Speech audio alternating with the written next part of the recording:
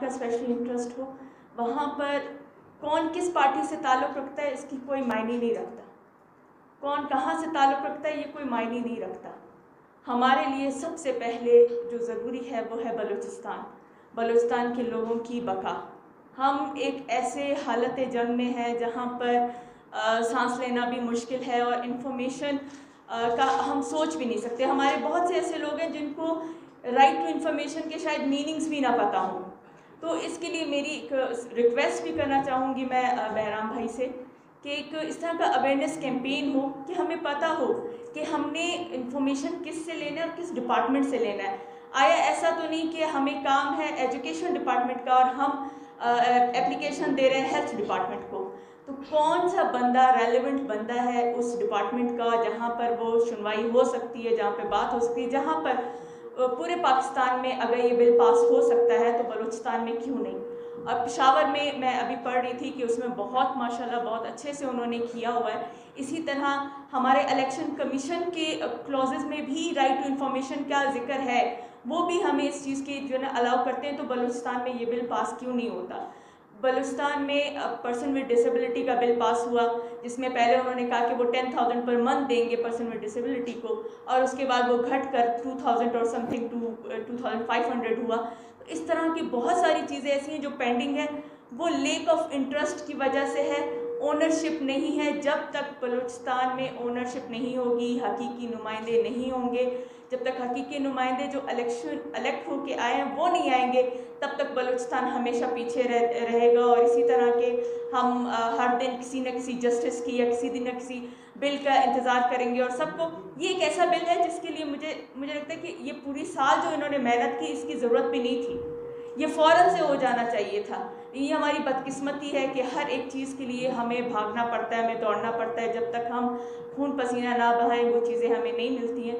तो बहराम भाई को अपनी तरफ से, अपनी पार्टी की तरफ से, एवं बलूचिस्तान न्यूज़ चैनल की तरफ से फुली सपोर्ट करने की मैं कहती हूँ कि हम अपने सपोर्ट करेंगे। सरदार अख्तर जान से इसके बारे में बात करेंगे, सेनेट में बात करेंगे। ये कोई ऐसा वो बिल तो है नहीं जिससे किसी को नुकसान हो, इससे हमारे शहरियों का फ़ायदा ही है। और जहाँ पे इंटरेस्ट हो अपने शहरियों का वहाँ पर हम सब एक हैं। इंफॉर्मेशन के हवाले से मैं ये कहता हूँ कि हर सेक्टर में काम तो सब पे हो रहा है, लेकिन हम लोग बहुत पीछे हैं।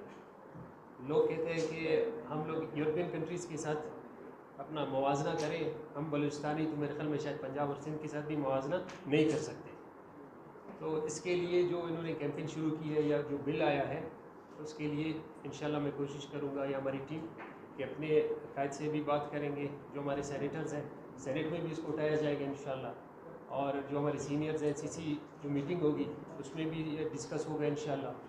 और जैसे कि आप लोगों को पता है कि हमारी पार्टी हमेशा आई है तो अपोजिशन में ही आई है, और इस तरह के बहुत सारे बिल आए, तो हम लोग अगर किसी भी बिल को फेवर करते हैं या उसको हम लोग चाहते हैं कि वो इम्प्लीमेंट हो और पास हो, तो डेफिनेटली जब तक गवर्नमेंट जो बैठी है, जो भी पार्टी बैठी है, उसका सपोर्ट नहीं होगा तो हम लोग कुछ नहीं कर सकेंगे। आपके सामने इस तरह के बहुत सारे बिल हैं, तो हम लोग उसके लिए आवाज़ बुलंद कर रहे हैं। हमारे साथ और भी हैं, जैसे बलूचिस्तान गवर्नमेंट में हमारी जो मुत्तहिदा जमायतें हैं सारी अपोजिशन, वो कोई डिमांड करती हैं पब्लिक इंटरेस्ट के लिए, तो गवर्नमेंट की तरफ से जब तक लचक नहीं होगा या वहाँ से कोई कोऑपरेशन नहीं होगा तो हम लोग कुछ नहीं कर सकेंगे।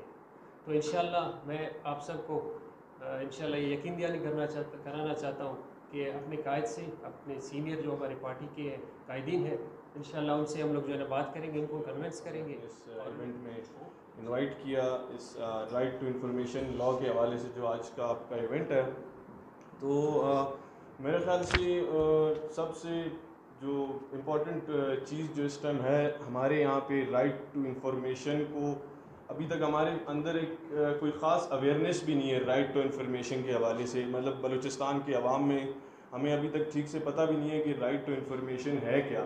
तो सबसे इम्पॉर्टेंट चीज़ जो है, सबसे ज़रूरी चीज़ यही है कि हम गवर्नमेंट ऑफ बलूचिस्तान किस तरह अपने लोगों में वो अवेयरनेस फैला सकती है कि राइट टू इन्फॉर्मेशन क्या है और ये इसका प्रोसेस क्या है और इसमें होता क्या है।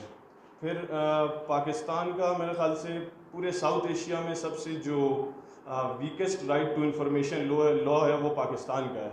फिर जब हम पाकिस्तान में आते हैं तो सबसे वीकेस्ट राइट टू इंफॉर्मेशन का जो लॉ है वो बलूचिस्तान का है।